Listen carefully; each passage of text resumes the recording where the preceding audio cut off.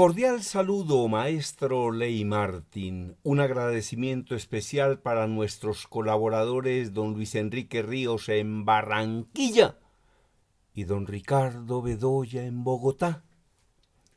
Confianza recíproca. Si de trabajar en equipo se trata, la confianza mutua es sumamente importante.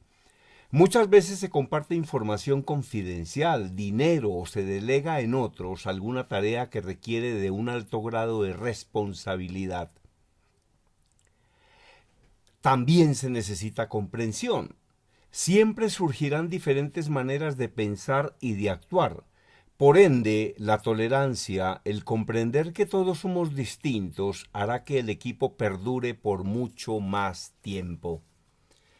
Hay un artículo muy importante y una investigación científica muy importante sobre un tema que también es muy importante, el sexo y el orgasmo. Y voy a hablar en la columna de hoy sobre este tema. El científico que habla sobre el tema se llama Carlos Paul Bravo. Dice que el orgasmo es el grado máximo en el que la neurofisiología se une con el placer para producir en los hombres la eyaculación y en las mujeres la contracción vaginal.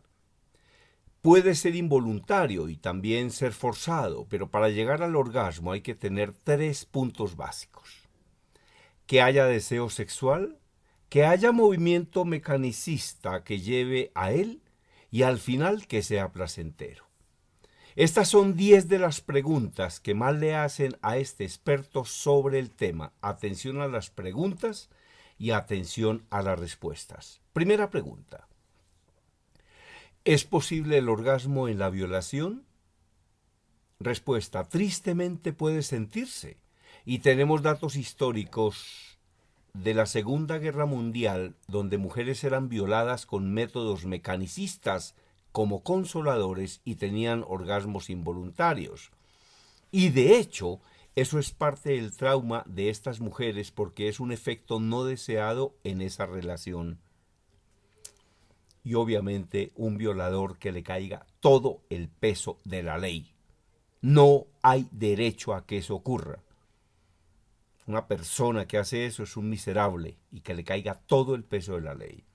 Segunda pregunta, ¿el orgasmo ayuda a concebir? Sí, porque la contracción que se produce en los músculos vaginales y en el comienzo del útero ayuda a la captación de semen y esto funciona como una chupa que facilita al espermatozoide encontrar su camino hacia el óvulo cuando hay deseo de fecundación.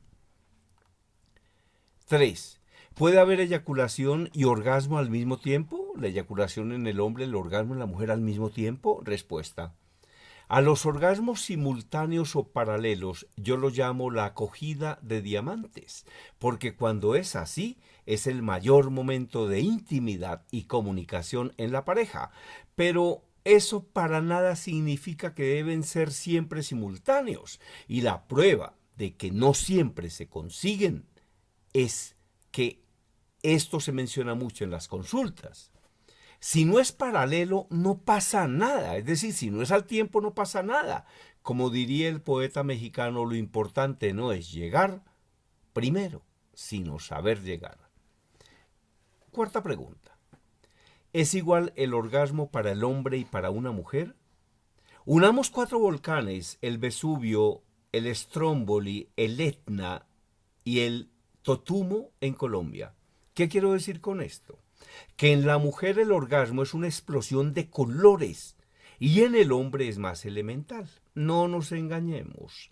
El gran orgasmo es el orgasmo femenino y esto significa que ella necesita más concentración y más introspección en sí misma, mientras que el hombre es más fisiológico.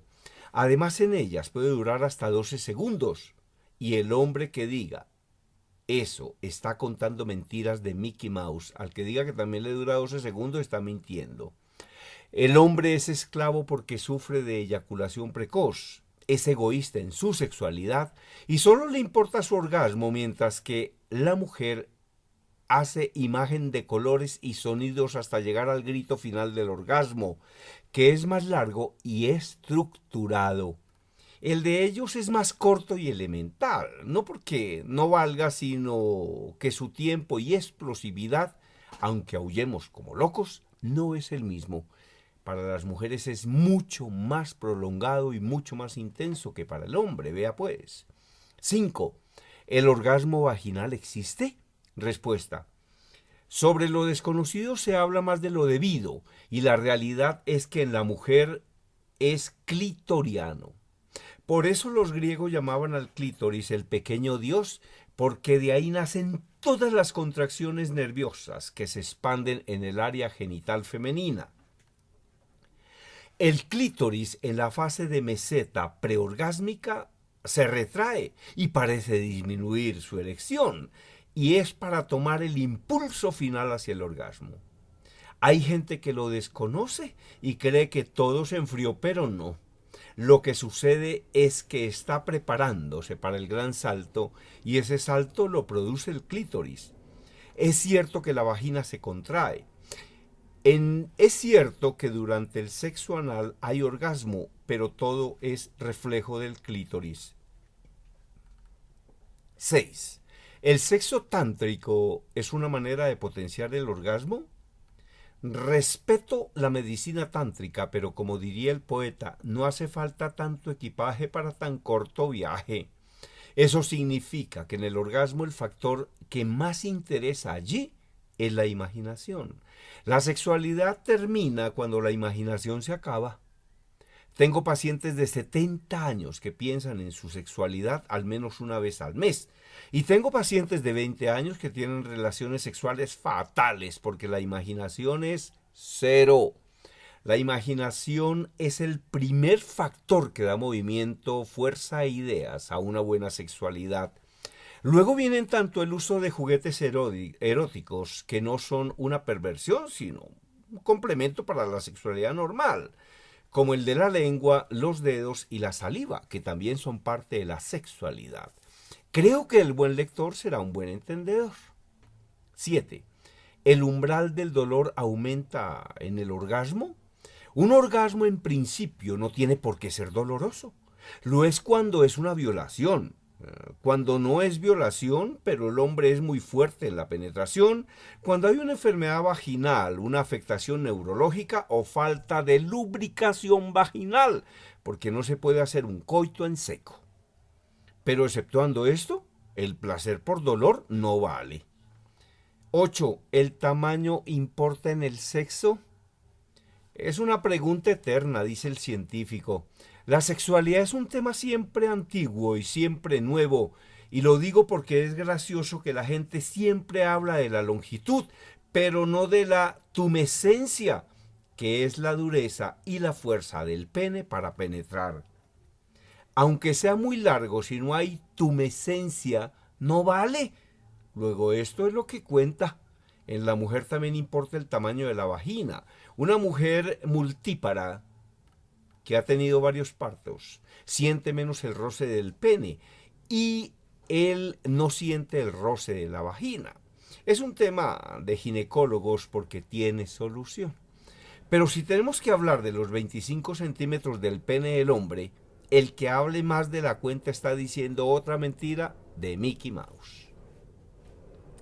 Una amiga mía le decía a otra persona, dime de qué presumes y te diré de qué careces. 9. ¿Las mujeres son multiorgásmicas? Respuesta del científico. El hombre luego del orgasmo tiene un periodo refractario de 10 minutos o 20 o medio día en el que no puede tener un orgasmo aun cuando su imaginación lo quiera. Debe esperar a que su cuerpo esté listo y ese periodo es el que manda para tener otro orgasmo. A la mujer, la madre naturaleza la premió en lo sexual, porque el 80% de ellas son multiorgásmicas y en esos hay unos más grandes, más suaves y otros más fuertes, además del gran orgasmo en el que ellas solo requieren aire. Si es así, la mujer no puede creer que tiene una enfermedad. No, eso se llama caja de Pandora y felicidades. La mujer puede tener 7 y 8 orgasmos en un mínimo de descanso. 7 u 8 con un mínimo de descanso. Los hombres necesitan ese periodo refractario. Y si solo tiene uno, no se preocupe, lo importante es tenerlo, porque ese es el premio de la relación sexual.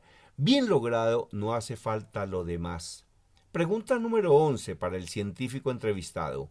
¿Los hombres pueden fingir el orgasmo? Eso lo llamo el teatro del sexo. Debido a la dificultad que tienen algunas mujeres para tener un orgasmo y ante la obligación de la ley conyugal, ella lo finge por temor a la pérdida de su pareja, aunque en realidad está viendo las telarañas en el techo. Lo terrible es que en el teatro del sexo solo lleva la tragedia posterior para ella, porque no hay comunicación con su pareja que permita la integración y la complicidad que se requiere para el orgasmo. Lo cierto es que un hombre puede saberlo porque no hay movimiento de temblor vaginal típico del orgasmo en su esplendor. En el hombre, él no eyacula. Bueno, realmente pues son temas que son válidos cuando hablamos para oyentes inteligentes y oyentes maduros, ¿no?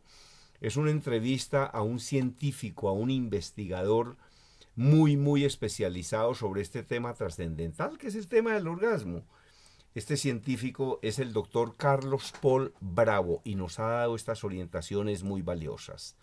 A quien desee un resumen de mi libro, Así se habla en público, con mucho gusto se lo regalo. Me escribe conferencistagermandías@hotmail.com.